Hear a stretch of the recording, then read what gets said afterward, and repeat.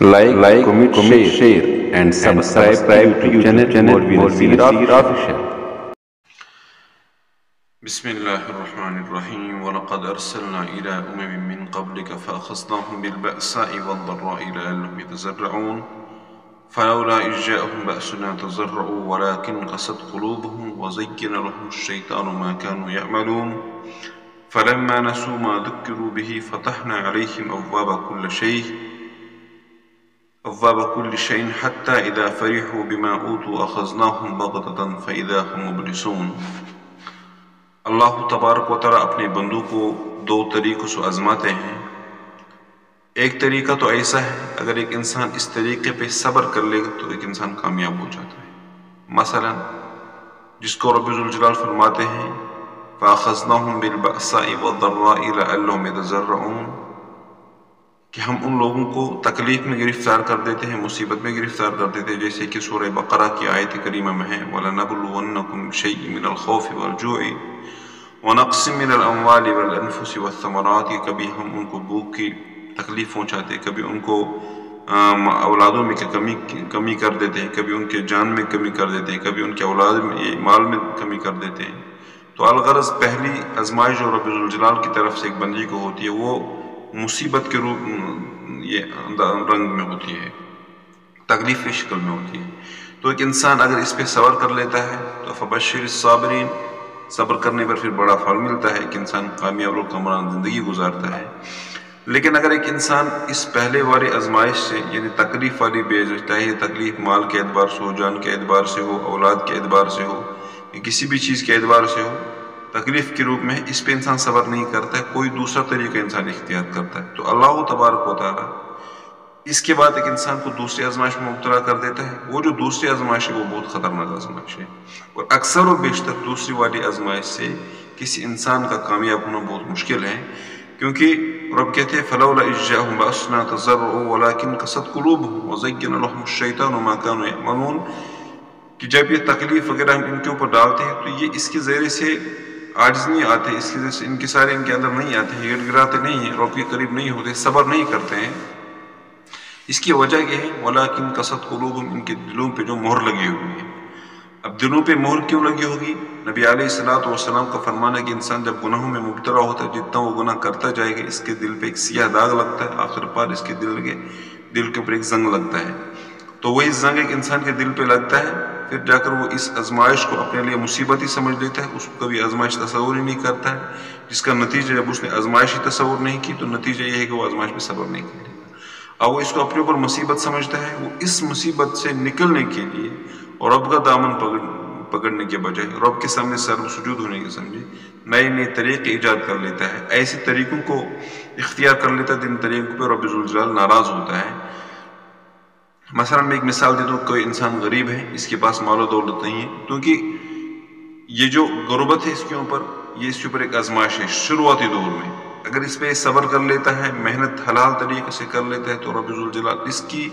اس صبر کی بنا پر، اس کی اس محنت کی بنا پر اس سے یہ تکلیف دور کر لے گا، حلال طریقے سے رب ذوالجلال اس کے لیے خزانے کھول دے گا۔ لیکن برعکس اگر اس نے صبر نہیں کیا، صبر کا دامن چھوڑ دیا، رب سے دور ہوا، تو اس نے ایسا کوئی کام شروع کیا جس سے اللہ اور اللہ کے رسول ناراض ہے، مثلا شراب کا کاروبار شروع کیا، جوئے کا کاروبار شروع کیا، یا ایسا کوئی کاروبار شروع کیا جو شرعاً حرام ہے، جس کی کمائی حرام ہے، تو اس کے بعد پیسے آتے ہیں، اس کی وہ غربت دور ہو کے وہ مالدار بن جاتا ہے۔ تو اس کے بعد جو اس شخص کے پاس مال دولت آتی ہے تو اس کا جو تصور ہوتا ہے، دیکھو یہ اللہ نے مجھے مال تو دیا لیکن میں نے اپنی طرف سے محنت کی۔ اب اس کی محنت کیا ہوتی ہے؟ شراب کی حالت میں، یا جوئے کا کاروبار، یا کوئی ایسا کاروبار جو حرام ہے، جس کے وہ پیسہ حلال نہیں ہوتا ہے۔ تو اصل میں جو اس کا مال آتا ہے یہ رب کی طرف سے ہوتا ہے، اور یہ دوسری آزمائش ہوتی ہے جس کو رب کہتے ہیں وَزَيَّنَ لَهُمُ الشَّيْطَانُ مَا كَانُوا يَعْمَلُونَ۔ یہ جو وہ کام کر رہا ہے شراب کی بیچنے کی صورت میں، یا جوئے کی صورت میں، یا کوئی دوسرا حرام کام کرتا ہے جس کے ذریعے سے اس کی غربت دور ہو رہی اور یہ مالدار بن رہا ہے، تو رب کہتے ہیں یہ شیطان کا کام، اور شیطان اس کو اس کام پہ تھپتپی لگا رہا ہے، شاباشی دے رہا ہے کہ بہت اچھا ہے، مزین اس کو شیطان اس کام میں کر رہا ہے۔ اور اب کہتے ہیں فَلَمَّا نَسُوا مَا ذُكِّرُوا بِهِ، جب وہ ہماری اس پہلے والے آزمائش کو بھول گیا، فلما نسوا ما ذکروا به، اس کو بھول گیا جو ہم نے اس کو یاد دلایا تھا کہ آپ کے یہاں پر مال کی تنگی ہے، یہ ایک آزمائش ہے، اس پہ صبر کر لو، صبر کا پھل بڑا ہوگا، اس نے یہ سب کچھ بلا دیا۔ تو دوسری آزمائش رب کہتے ہیں فتحنا علیہ ابواب کل شیء،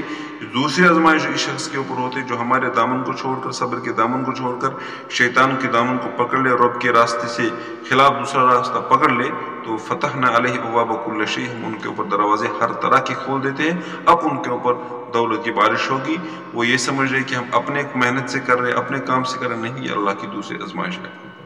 اسی طرح سے کوئی شخص بیمار ہو رہا ہے تو اس کی بیماری تکلیف میں ہے، بیماری میں ہے، تکلیف کے اندر ہے، چاہے خود ہے یا اس کا بچہ ہے یا کوئی اور ہے جس کی وجہ سے پریشانی میں ہے، تو اس کے لیے تکلیف جو پہنچ رہی ہے، بیماری جو پہنچ رہی ہے، تو اس کے لیے یہ اس کو آزمائش ہے، آزمائش پہ صبر کر لیتا ہے، اللہ سے دعائیں کر لیتا ہے، اللہ پہ توقع کرتا ہے اور جائز طریقوں کو اختیار کر کے انشاءاللہ اللہ تعالیٰ اس کے صبر کا پھل اس کو ملے گا، اس کے بیماریاں تکلیف سے دور ہو جائیں گے، کیونکہ صبر کرنے کی بنا پر اللہ تعالیٰ اس کے لیے بہتر سے بہتر راستے کھول دے گا۔ اس کے برعکس اگر اس نے جائز طریقے، صبر کا طریقہ، رب سے مانگنے کا طریقہ، یا جتنے اور بھی جائز طریقے ان کو چھوڑ کر کے کوئی اور طریقہ اختیار کیا، مثلا کسی ننگے تڑنگے فقیر کے پاس چلا گیا، کسی مرے ہوئے کے قبرستان پہ چلا گیا اور وہاں پر سجدہ ٹیکنا شروع کر دیا، وہ جو کشمیری میں جس کو کہتے ہیں دش گڑی، ویسے کئی داغے باندھنے شروع کر دے، کئی اور کوئی شرکات بدعت ان میں مبتلا ہو کر پیروں فقیروں کے پیچھے چل رہا ہے، انہی کو اپنا رب تصور کر رہا ہے، انہی کو اپنا معبود تصور کر رہا ہے، انہیں سے اپنے وہ جو التجائے کر رہے ہیں کہ میرے کو کچھ دے دو، میرے بچے کو شفا دے دو، مجھے شفا دے دو۔ اب وہ اپنی طرف سے کیا کرے کیا نہ کرے، ہو رہا ہے، دنیا میں سب کچھ ہو رہا ہے، ہر ایک انسان اپنے آنکھوں سے دیکھ رہا ہے، مجھے کہنے کی ضرورت نہیں ہے۔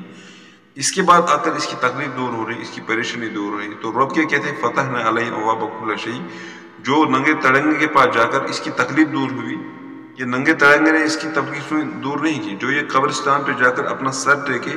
وہ قبرستان پہ سر ٹیکنے سے اس کی تکلیف دور نہیں ہوئی، تکلیف تو ہم نے دور کی، لیکن فتحنا علیہ ابواب کل شیء، اب جو کہ ہم نے اس کے اوپر دروازے دوسرے کھول دیے۔ پہلے آزمائش پہ تو صبر اس نے کیا ہی نہیں، رب سے مانگا ہی نہیں، صبر کیا نہیں، اس نے ایسا کام کیا جس کے اس کو شیطان خوش کر رہا ہے، وَزَيَّنَ لَهُمُ الشَّيْطَانُ، اب اس نے وہ کام کیا، ہمارے راستے سے ہٹ کر کام کیا، اب ہم اس کو دوسرے ایسی آزمائش میں مبتلا کر رہے ہیں جہاں سے اس کا نکلنا مشکل ہے۔